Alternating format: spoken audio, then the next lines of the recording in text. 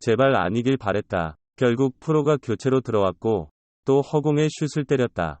현재 영국의 토트넘 팬들은 프로를 향한 날카로운 비판을 하고 있다. 손흥민에게 패스를 줘야 할 때에 프로가 욕심을 부리며 기회를 놓쳤기 때문이다. 한편 스카이 스포츠의 전담맨과 앙리는 경기 직후에도 토트넘의 패배에도 불구하고 손흥민의 플레이를 칭찬하며 특별한 한마디를 던졌다. 더불어 경기 직후 약간 화가 난 듯한 모습의 키실리성의 포로를 향한 한마디가 해외 축구 팬들의 마음을 시원하게 해줬다. 과연 어떤 일이 있었는지 반전여와 함께 들어가 보자. 두 팀 모두 승리가 절실했다. 하지만 브랜드포드의 간절함이 더 크게 느껴졌다. 영국 BBC 스포츠의 전담 앵커는 이날 경기가 토트넘에게 얼마나 중요한 의미인지를 다음과 같이 부각시켰다. 토트넘이 현재 36경기 승점 57로 7위다. 다음 시즌 유로파리그 진출을 위해 6위 브라이튼을 제쳐야 한다. 반면 고위 브랜드포드는 36경기 승점 35로 유럽 대항전 진출 희망의 끈을 놓지 않았다. 올라가려 따라잡으려는 팀의 승부였다. 한편 이날 손흥민은 선발로 출전해 날렵한 움직임으로 토트넘의 공격을 이끌었다. 특별히 빠른 발을 앞세워 브랜드포드 수비수의 실책을 유도해냈는데 BBC 앵커는 전반 장면부터 손흥민이 공을 잡으면 벌어지는 특이한 장면을 주목하며 다음과 같이 전했다.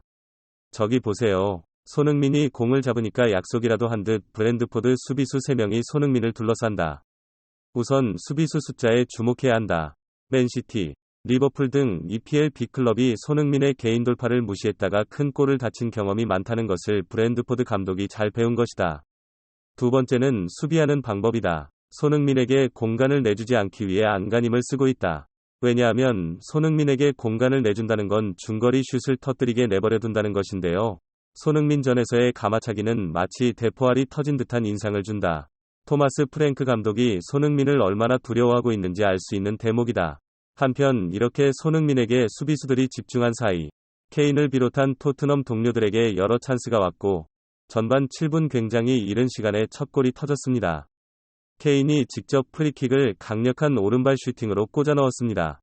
사실 이번 프리킥에서 손흥민이 아닌 케인이 크리틱을 차기 위해 공을 잡고 준비하던 순간 영국 커뮤니티에는 또 케인이 손흥민 공패 서서 자기가 찼다는 소문이 돌았습니다.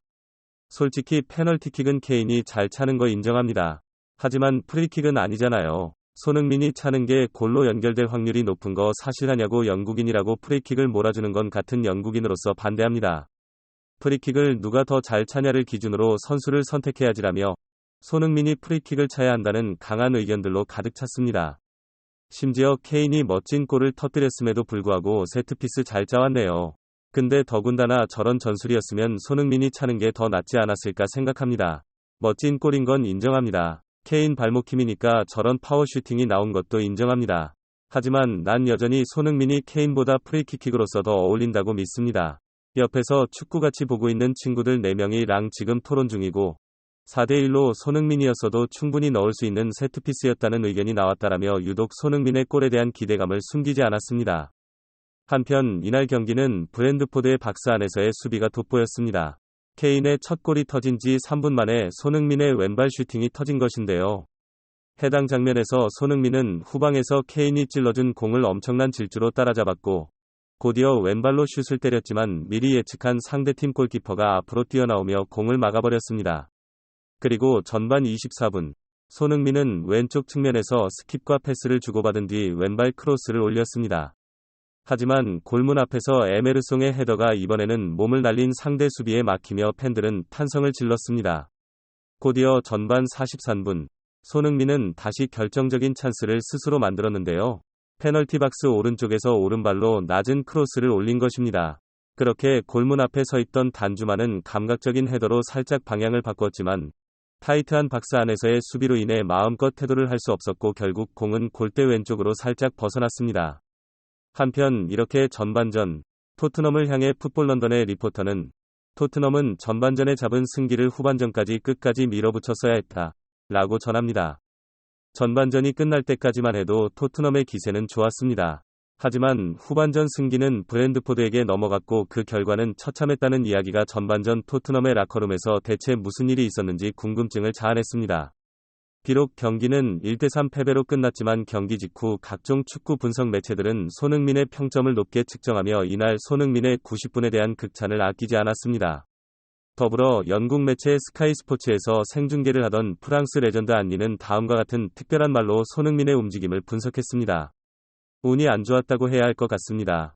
저도 축구 선수로 오랫동안 뛰면서 유독모레도 잘 풀리는 경기가 있을까 하면 가즈네를 써도 도저히 안 되는 경기도 있었습니다. 손흥민에게는 오늘이 그런 날로 보이네요. 오늘 브랜드포드 수비수가 몸을 날려 막은 슈팅 개수가 너무 많아서 몇 개인지도 까먹었습니다.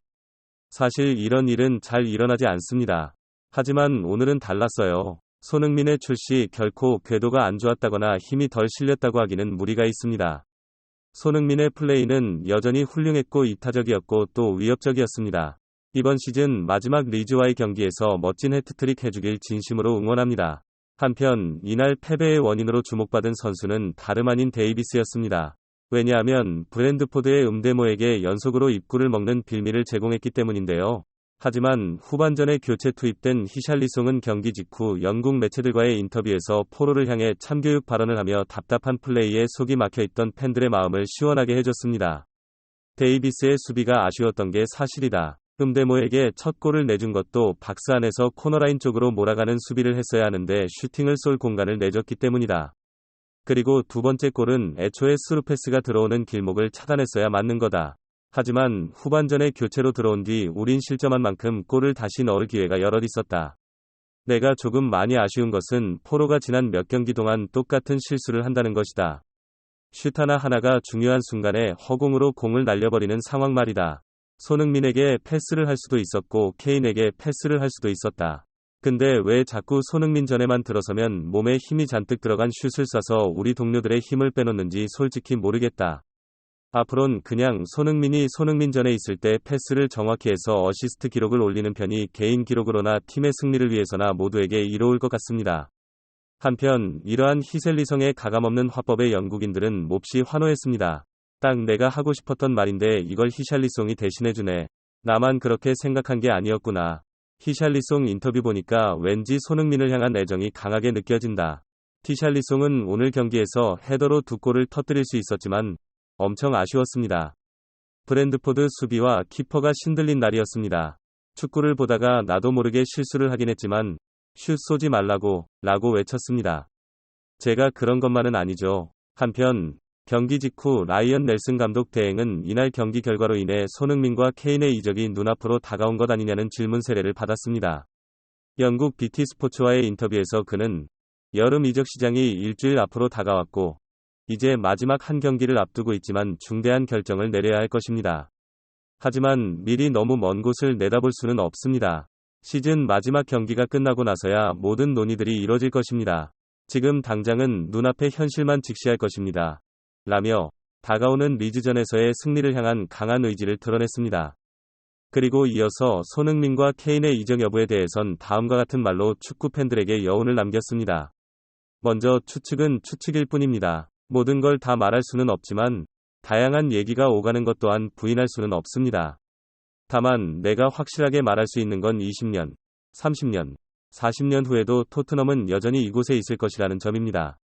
나조차도 토트넘 내부에서 오가고 있는 선수들의 다양한 이적 소식에 정신이 없을 정도입니다.